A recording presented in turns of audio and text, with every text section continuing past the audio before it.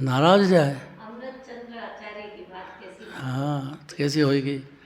नाराज प्रतिष्ठाचार्य नाराज हो जाते हैं, कितने दिन बाद फिर आते हैं वापस। ये तो बाहर जा गए थे या नहीं आने थे? बाहर गए थे। हमको क्या मालूम कि बाहर गए यार, हम तो यही समझ रहे थे कि नाराज हो गए भैया। हैं? ये नाराज नहीं होते कभी भी। ये कहे कि यहाँ रहूँगा तो कहीं नहीं जाऊँगा, लेकिन जब बाहर जाना पड़ता है, हाँ, नाम बहुत है ना उनका, सब दूर नाम तो आज भी बहुत यही है। बात चल रही है, अमृत चंद्राचार्य के नाम की बात ही चलेगी। तो इसीलिए तो कह रहे हैं, अब देखो पढ़ो, नहीं तो कहेंगे मन ही मन से बोलते हैं सब। अमृत चंद्र कला के 3 अर्थ। अक्षर रत में मगन रहे सदा काल, महासुख देवा जैसी सेवा काम कवि की, अमल अबाधित अलख गुण गावना, भावना है कवि की, मिथ्या गति मीर अब आरावत मान धारा, जैसी उगे जाम लो किरण दीपे रवि की, वैसी है अमृत चंद्र कला तिनका रूप धरे, अनुभव दशा ग्रंथ टीका बुद्धि कवि की। जय। सोनगढ़ में मालती बेन है, और उसका स्वभाव ऐसा है कि कोई भी सादर में आ जाए, बाहर उसका वो समझ जाती है, तो तत्काल उसके घर जाएगी, उसको संभालेगी, पूछेगी हाल चाल, अपने यहाँ भोजन करने बुलाएगी। कोई भी सादर में पहुँच गया और उसको मालूम पड़े तो उसका ये गुण है।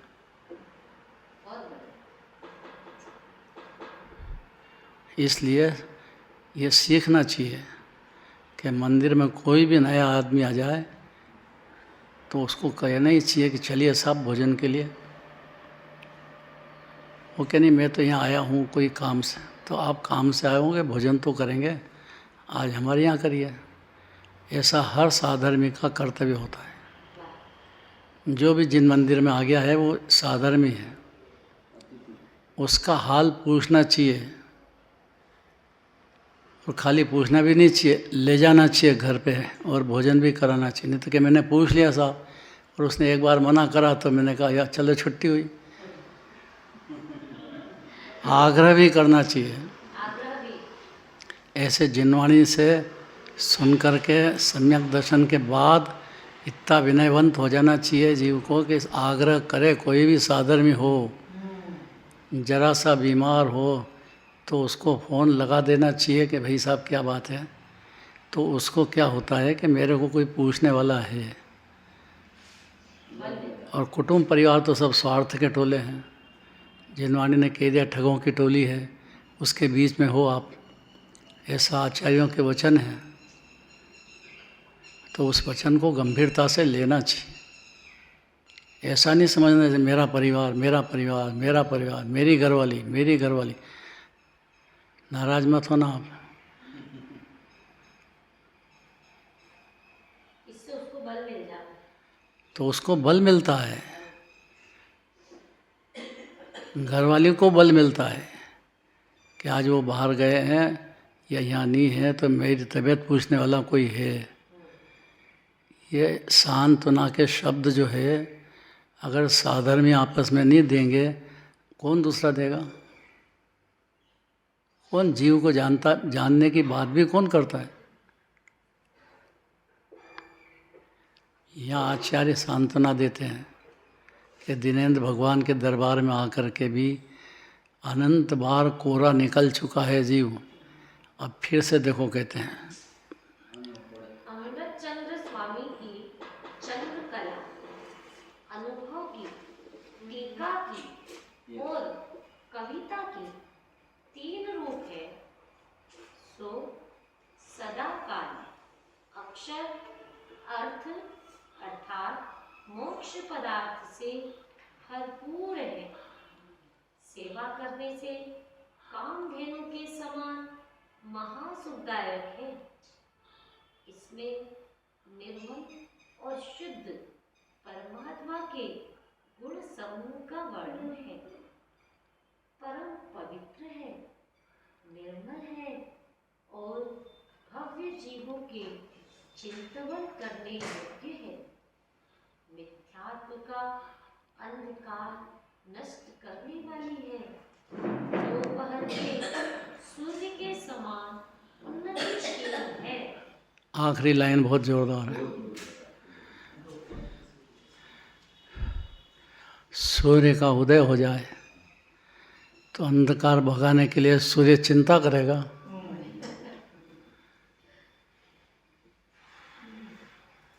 थोड़ा करना चाहिए उसको कि मैं चला जाऊंगा, डूब जाऊंगा अंधकार में, तो रात भर 24 घंटे में से 12 घंटे तो डूबा ही रहेगा।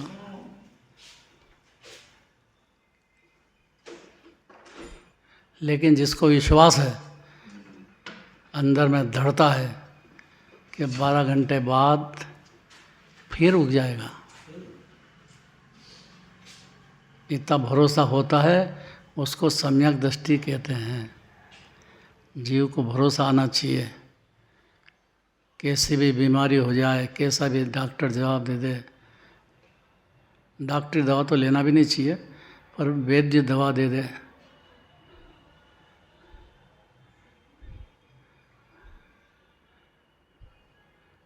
इसलिए अनंत भगवान को जगत वैद्य कहा है। वो ऐसे डॉक्टर हैं, ये कहते हैं कि नहीं मैं तो ठीक हो गया हूँ, मैं तो ठीक हो गया हूँ। मान लेंगे वो? मैं इतना त्याग किया, इतना ब्रह्मचारी हुआ, इतना मैंने सब छोड़ दिया कि भाई मिथ्या दर्शन की नींद जो है अनादि काल की है, और उसको जो है माफ करने लायक नहीं है ये।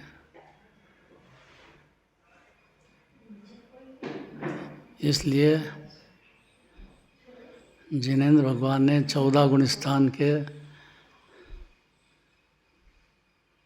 पंथ बताए हैं, उस पंथ पे चल पड़ो। नहीं चल पाते हो तो श्रद्धा करो। खाली श्रद्धा की इतनी ताकत है कि वो पंथ पे चलाता, धीरे धीरे चला करके, और आपको मोक्ष पहुंचा देगी और जन्म मरण का अभाव अनंत काल तक के लिए कर देगी। इसलिए अति विनयवंत हो करके जिनवाणी सुनो। कौन सुनाएगा? कि अमृत चंद्राचार्य और कुंदकुंदाचार्य 2 कलिकाल सर्वज्ञ माने जाते हैं। तो उनके शास्त्र पढ़ो, अंदर में उतारो, बारंबार पढ़ो, फिर उतारो, और वक्ता मत बनो। श्रोता बन करके रहो तो तुम्हारा हित है, और वक्ता बन के रह गए तो अहित ही अहित है। कितना बुरा लग रहा है?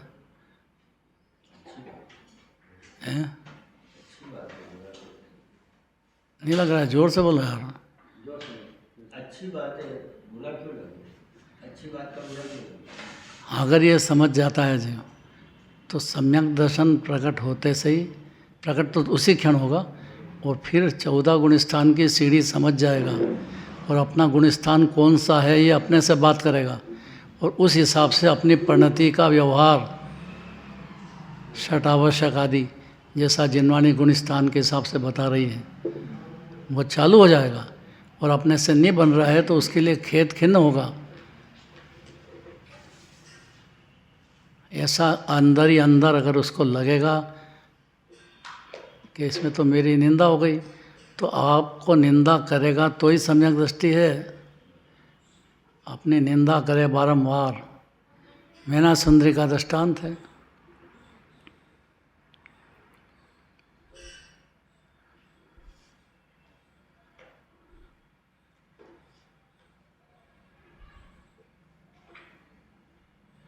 ऐसे तो सब सतियों के दृष्टांत हैं महिलाओं में। पुरुषों में तो लाइन लग रही है, अनंत है। सारी जिनवाणी भरी प्रथमान योग से। तो प्रथमान योग खाली कथा वार्ता नहीं है वो। यहाँ तक कि इस प्रथम अवस्था में अर्थात मिथ्यात्व दशा में जीव को सुनने लायक पहले प्रथमान योग है। ये तो प्रथम क्यों कहा? उसका इसमें मज़ा आता है, उसको सुनने में इंटरेस्ट पैदा होता है, उसकी जिज्ञासा जगती है। कितने सारे फायदे हैं, वो तो अनंत फायदे हैं प्रथमान योग से। तो एलर्जी नहीं करना, तो फिर द्रव्यान योग को छोड़ दें। फिर द्रव्यान योग तो उससे भी जोरदार है। उसमें दोष कल्पना छोड़ दे कि मैं निश्चय की बात करूँगा तो मेरे को निश्चयाभास हो जाएगा। खाली बातें करेगा तो हो जाएगा, लेकिन चल पड़ेगा निश्चय के मार्ग पे, अपने को शुद्ध परिपूर्ण परमात्मा मान लेगा, निश्चय प्रकट हो जाएगा, तो फिर भटकेगा नहीं कि डरे मत। और अपने को विचार करे कि भैया मेरा कौन सा गुण स्थान चल रहा है, इतना तो कर सकता है।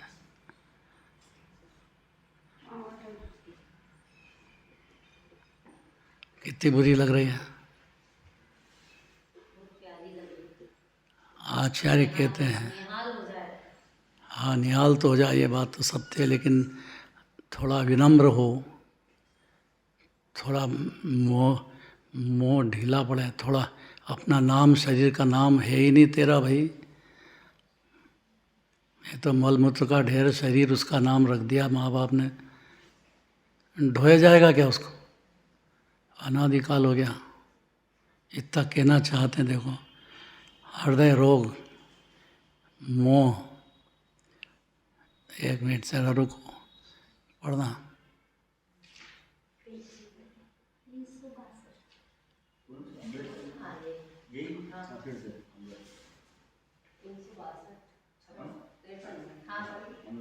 अमृतचंद स्वामी की चंद्रकला, अनुभव की, टीका की और कविता की तीन रूप है। सो सदाकार अक्षर अर्थ अर्थात मोक्ष पदार्थ से भरपूर है। सेवा करने से कामधेनु के समान महासुखदायक है। इसमें निर्मल और शुद्ध परमात्मा के गुण समूह का वर्णन है। परम पवित्र है, निर्मल है और भव्य जीवों के चिंतन करने योग्य है।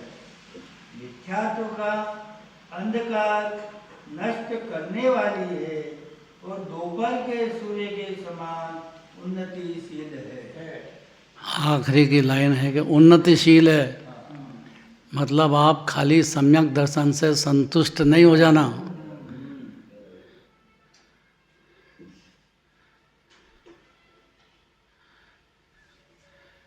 क्योंकि ऐसा होता ही नहीं कि सम्यक दर्शन हुआ हो, उस जीव की परिणति में उसको अपनी परिणति का भान ही नहीं हो और उसको उसका खेद नहीं हो, और उन्नतिशील होना चाहिए ना। तो चौथे गुण स्थान में थोड़ी अटका रहेगा। 11 प्रतिमा की लाइन है, पहले छोड़ दें उसको, छोड़ देगा सम्यक दृष्टि, अपनाएगा। नहीं बनता है तो भावना में प्रयत्नशील रहता है। और मुनिराज, क्योंकि दिगंबर धर्म तो मुनिराज पे है, तो मुनिराज की भक्ति नहीं करेगा, मुनिराज को याद नहीं करेगा निरंतर,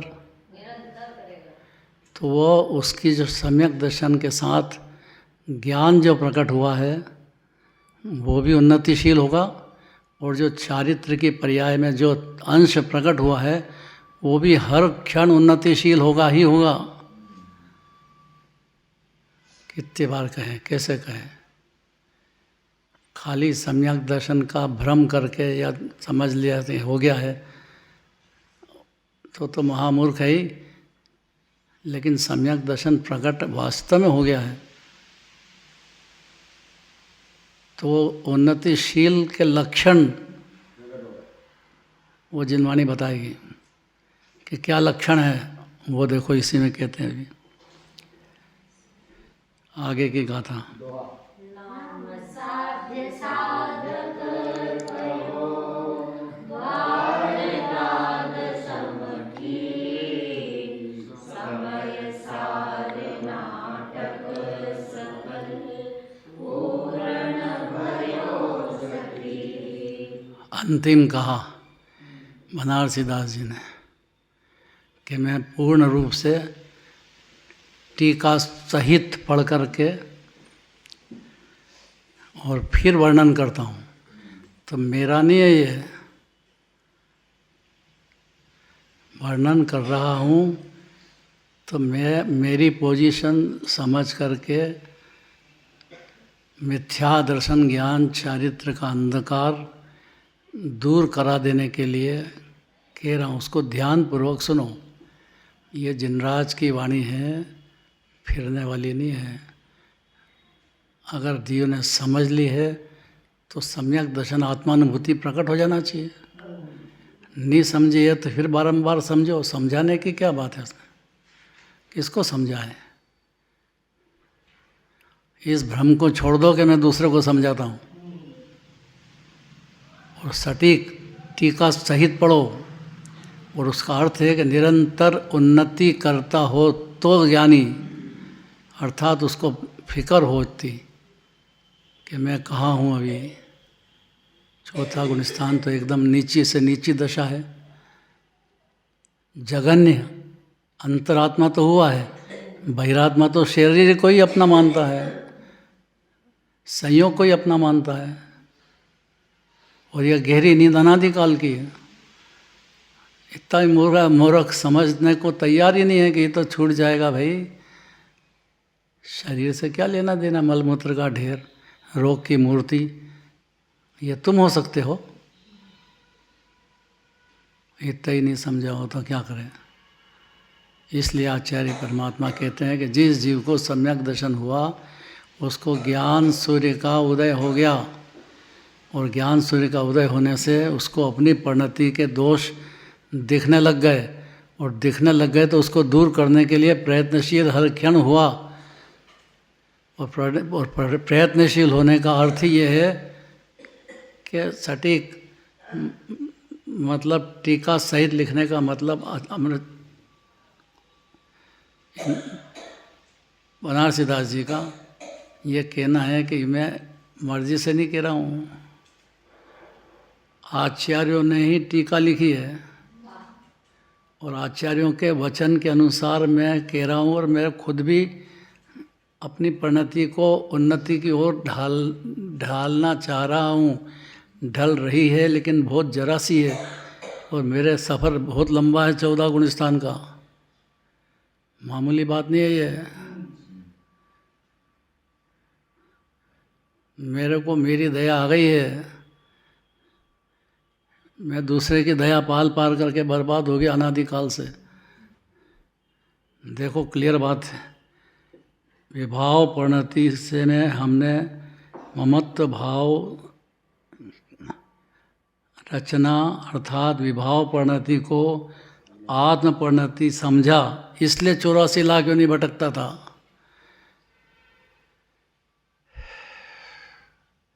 विभाव परिणति पर्याय में तो आत्मा की परिणति है, लेकिन द्रव्य दृष्टि से उसकी परिणति है नहीं। और दो नए समझे वो अज्ञानी रहता नहीं है। उसको अपनी परिणति भी दिखने लग गई, अपना द्रव्य भी दिखने लग गया, तो आत्मानुभूति तो उसी क्षण होती है।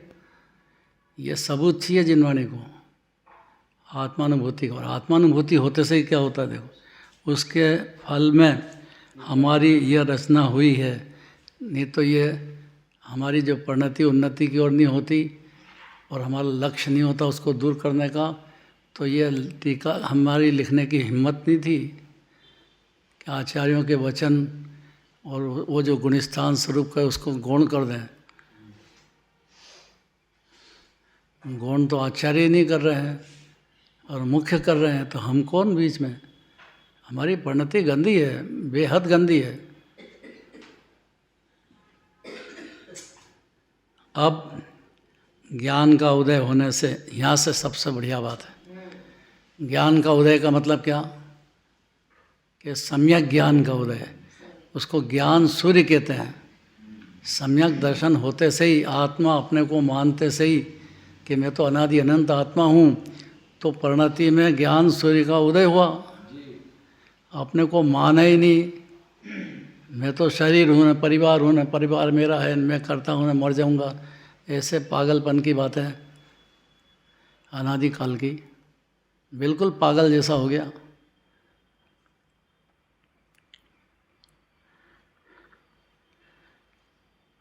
मैं क्रिया से विरक्त हो गया हूँ। क्रिया कौन सी? जो अनंत बार 11 अंक 12 अंक पढ़ने के बाद भी नहीं समझ में आई कि क्रिया तो जड़ की क्रिया है और मंद कषाय कभी है तो आश्रव की क्रिया है, जीव की क्रिया ही नहीं है। ये करोड़ बार भी कहे ना तो कम पड़ेगा। ये सुन ले जीव तो इस क्रिया से विरक्त हो जाएगा और आत्मा की क्रिया उसमें रक्त हो जाएगा। एक ही समय है बस, तो तत्काल आत्मानुभूति प्रकट होगी, क्यों नहीं होगी? अनंत जीवों को हो गई। जब कीड़ी का जीव 3 इंद्रिय इतनी घ्राण शक्ति रखता है, तो संगी पंचेंद्रिय जीव जिनेंद्र भगवान की इतनी बात नहीं समझेगा, जिन मंदिर में आके सुनेगा भी नहीं और सुनाने का आग्रह करेगा। यह कैसा जीव है? आचार्य के वचन है भाई। देखो हमारी यह दशा हुई है क्योंकि विभाव परिणति को आत्म परिणाम समझ लिया हमने, पुण्य भाव को, दुष्ट को, और उसके फल में हमारी यह दशा हुई अनादिकाल से, इस उल्टी समझ से। अब उल्टी सीधी समझ का क्या आधार है? वो कहना चाहते हैं पढ़ना।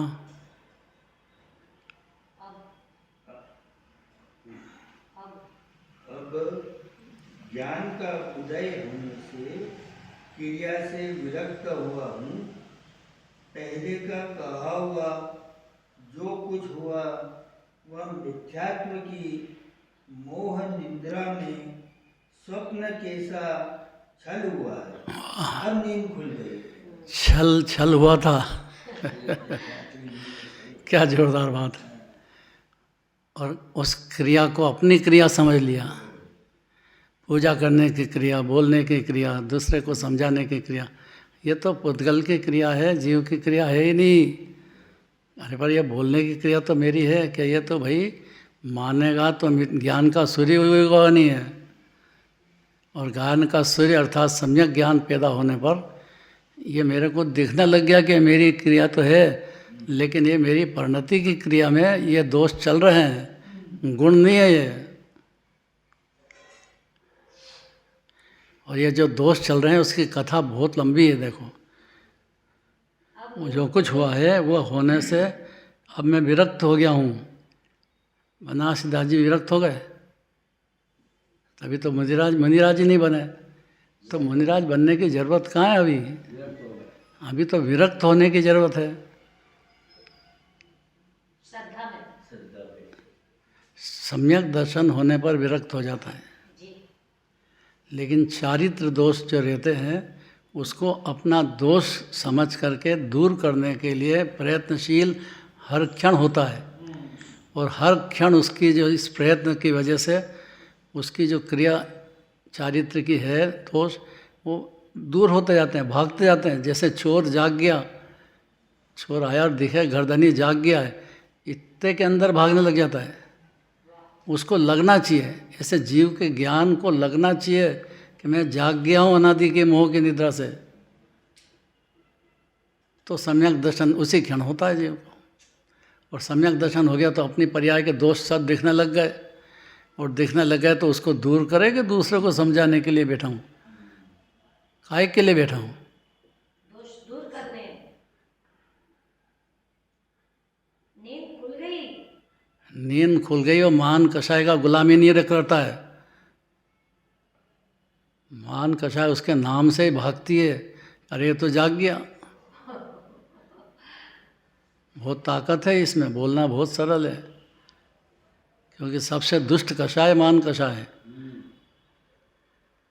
पहले का कहा हुआ जो कुछ हुआ हुआ तो सही, और कषाय हुई तो कर्म बन गए, और कर्म बन गए तो उसका उदय तो आएगा ही आएगा, तो आएगा ही आएगा, कौन रोकेगा उसको। अपने जो पहले जन्म में या इस जन्म में भाव हुए हैं, मंदिर में भी मान साधने का भाव हो गया है, तो उसका फल लगेगा ही, लगेगा क्या नहीं लगेगा। कषाय छुका तो हर क्षण बंद होता ही है, और विभाव है वो, स्वभाव थोड़ी है कषाय। कितनी क्लियर बात है। जो कुछ हुआ वह मिथ्यात्व की मोह निद्रा में स्वप्न जैसा छल हुआ मेरे साथ। मैंने ही किया है, लेकिन मेरी परिणति में हुआ है, इसलिए मैंने किया है, मेरे साथ हुआ है, ऐसा लेना चाहिए जीव को, नहीं तो फिर भटक जाएगा 84 लाख में।